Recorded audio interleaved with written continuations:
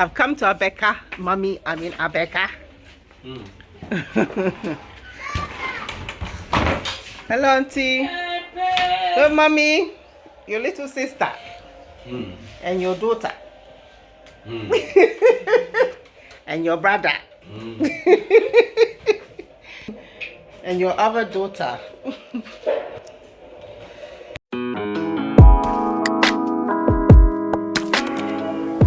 Hello everyone, hope you're all doing well out there and hope everyone's keeping well and safe. I've been under the weather the last few days and was going through my camera roll and came across this footage that I took when I went to visit my family in Abeka, where I was raised until the age of 7 before coming to the UK. My auntie, who's a hairdresser, owns a hair salon and a beauty salon, so I went to get my hair braided by her and just thought I'd share the time that I spent there with you. Had a lot of fun at the end. We ended up having a little jamming session at the end. I ended up getting into a really interesting conversation with my aunt and her friend who also came in to get her hair done, about how they view people from the West, specifically UK folk and people from the US. Basically, the consensus was that the US visitors were way more generous and was more likely to dash money, shall we say, versus UK visitors who were a bit more stingy with their money. So then I had to go on to explain how people work hard for their money, and some people, the type of jobs that they do, not necessarily what they let their families and friends back home know that they're doing. And most times they've had to save up for quite a number of months, sometimes years, just to even come on these visits. Hence why they're able to, throw money around as if it's nothing. And then when they end up going back, go back to crying and working hard just to try and kind of catch up again with their financial circumstances. I went on to explain that when we visit Ghana, anytime we're with family or friends, we're expected to pay if we go out. It's like an expectation on us. However, if they ever was to come, to us, say, for example, in the UK where I reside, we would also take care of them and pay for everything. But when we visit, it's like they don't have the thought that maybe, it'd be nice for them to cook us a meal or something. It's like the expectation is that, you pay for even the ingredients they expect you to pay for. When you go out, you're expected to pay for it. If I'm out with any family members and I say I'm hungry, then everybody's hungry, and I don't have an issue paying for everyone. But if I've come with a budget that's only, I budgeted to last me for a certain time, I don't think it's fair that I should have to be paying for everything. So I was explaining that it'd be nice that when we come, even if they was to cook us a meal, that goes a long way to show that we are also appreciated, and that it shouldn't just be them also always looking to get from us. It should be a two-way thing, both giving to each other, so that in the future, that relationship is stronger and more trusting. I mean, what's everybody's thoughts? How do you guys feel about this conversation I had? Do you think the folks from the States are more generous than folks from the United Kingdom? I know British people are seen to be a bit more reserved about the way they do things, whereas Americans are a little bit more seen as more lively, outgoing. I know that in the States, tipping is like a big thing culturally, whereas the UK, not so much. Sometimes you'll go out to eat and it's already put in the service charge, whereas in the States, it's something that everyone generally does tip, because they're really big on customer service, so they're always happy to tip. In the UK, as I said, a bit more reserved. Even if you are tipping, it's like it's put into the pricing, so then you don't necessarily want to give any extra. But yeah, I'd be really interested to know everyone's thoughts on this conversation. Yeah, myself and my aunt's friend went on to talk about how many people from Africa want to come to the West, and they feel like they're escaping something. And then I was just expressing my feelings of wanting to leave the West to return back to Ghana. My aunt was really surprised, like why her friend who has siblings who are also abroad in different countries was saying that she's the only one that's remained in Ghana, because she hears them when she has telephone conversations with them. They're always complaining and moaning, and it's just that in the back of her mind she's thinking, why would I also want to go and join them and have that kind of life? So we were just encouraging my aunt, saying that she's got two businesses, she's got her family, she's doing well for herself. It's all hers. Whereas she comes to the West, like the UK, she'll end up working and being miserable, spending most of her days working. Hardly have any time for herself. The kids probably won't get to see her as much as they do, because of the lifestyle that she has in Ghana.